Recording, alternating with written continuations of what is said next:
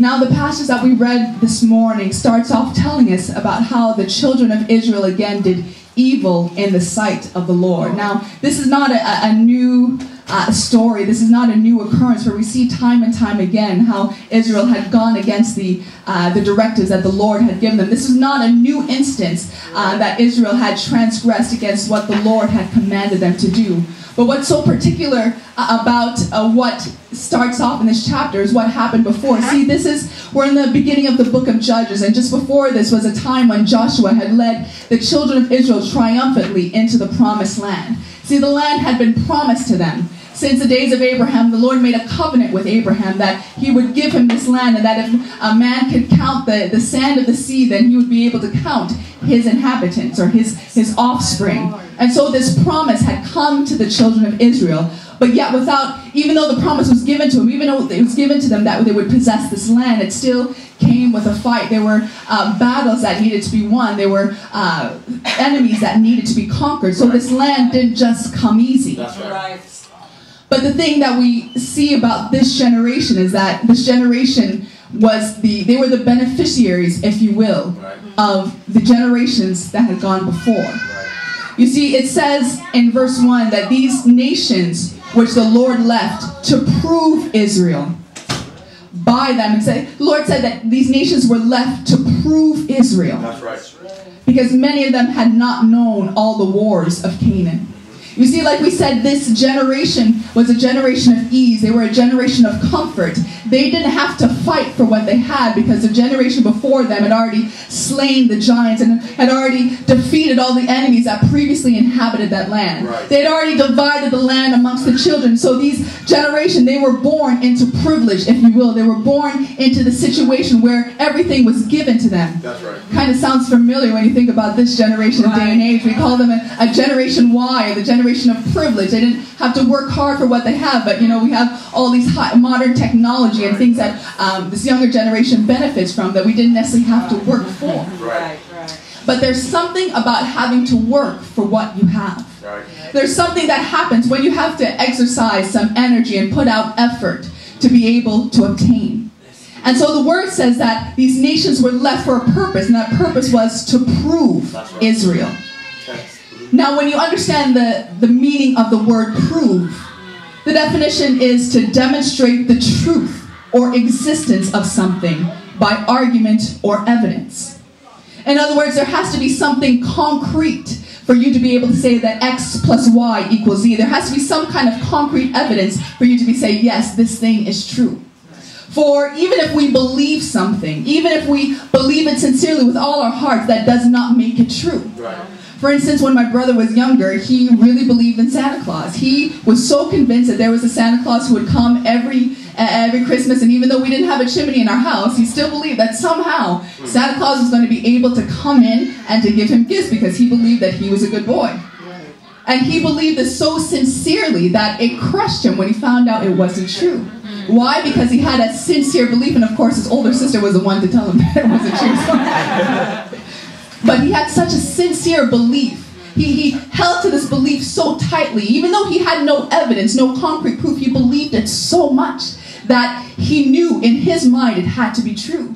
There are many people in this day and age that hold so tightly to beliefs, even though there's no concrete evidence. For instance, we talk about the theory of evolution. The reason it's still a theory is because there's no concrete evidence for it.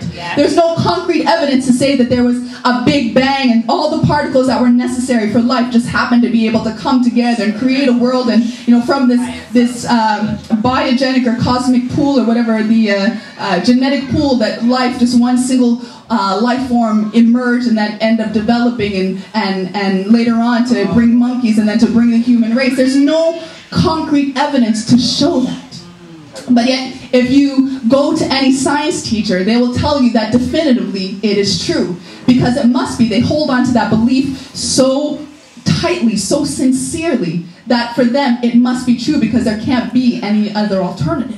There can't possibly be any alternative, even though they don't have any concrete proof to back up what they say. So just because someone believes something doesn't mean it's true.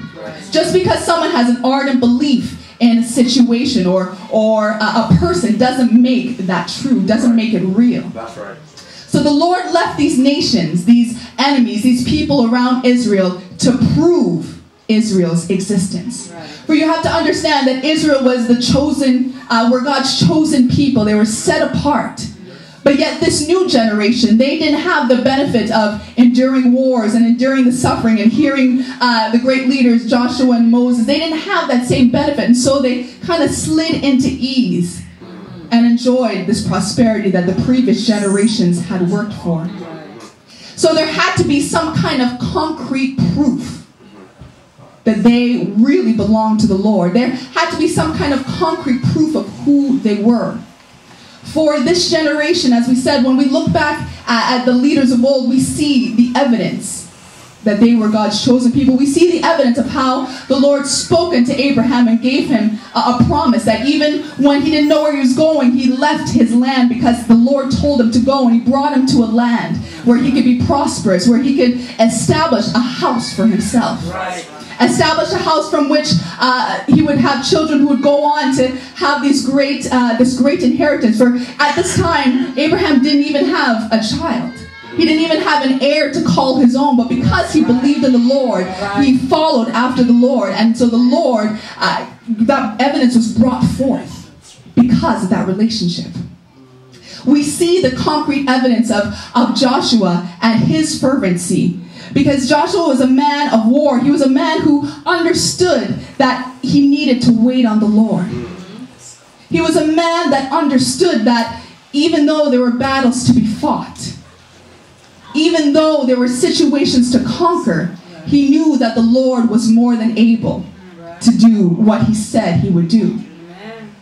For he witnessed when Moses had led the children of Israel to the promised land. And he witnessed with a broken heart. You can only imagine how that generation missed out on the blessings of the Lord because of their unbelief. Because they did not believe that the Lord of their father Abraham was able to deliver them as he had proven so many times before. Because they were unable to believe that they could defeat these men who stood as giants in this land. Because they were unable to believe that the Lord was able to deliver them as he had done so many times before.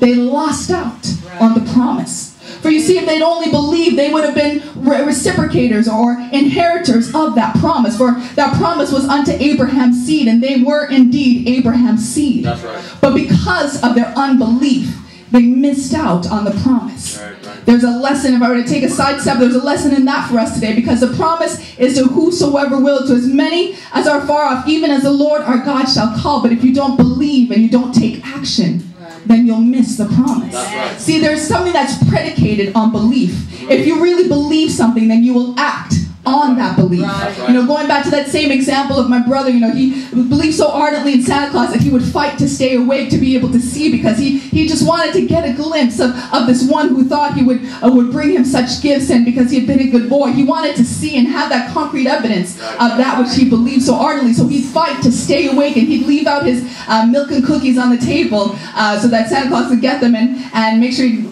throw in a couple extra gifts. He took action because he believed. Even though his belief was off, he still took action because he believed in what he heard. And so the children of Israel, they missed out because they did not believe. And we know that they did not believe because they failed to take action. Because the Lord said, go up and possess the land, for I have given it unto you. There was no ambiguity about what the Lord said. There was no confusion. Well, if you feel like it, then go. But the Lord said, go up and possess the land, for I've already promised it to you. But what happened is the children of Israel, they got scared. They started to look at the situation. They started to send out spies and said, Lord, we know that you promised, but we're not feeling the situation. So we're going to send out spies to kind of to track the land, to see the best way of entrance and the best way to get around. And when they heard the spies come back and talk about all these giants that inhabited the land, their hearts melted within them. Instead of trusting the Lord that had proven himself time and time again with concrete evidence of his ability, they looked to themselves to make their own way. And when they heard of the giants that inhabited the land, their heart failed them, and they decided that this could not be for them. So the Lord said, you know what, don't bother grow up, because I'm not with you. Because you don't have any faith in me. You don't have any trust.